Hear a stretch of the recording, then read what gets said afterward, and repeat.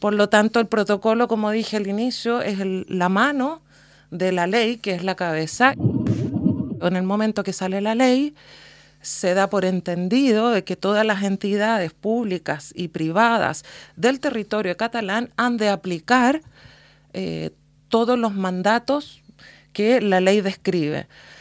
Uno de esos mandatos es la generación de procedimientos claros, transparentes, participativos, que las instituciones han de adaptar desde la ley para crear los procedimientos necesarios ante una situación de vulneración de derecho o de agravio o de abuso de poder. Y si no aplicamos esos protocolos, los procesos de desigualdad y de discriminación van a seguir ocurriendo. Dentro de este contexto, ¿por qué es importante una búsqueda de denuncia? Porque es la puerta de entrada del protocolo. Sin una opción, sin una posibilidad de poder denunciar, no podremos hacer cumplir la ley.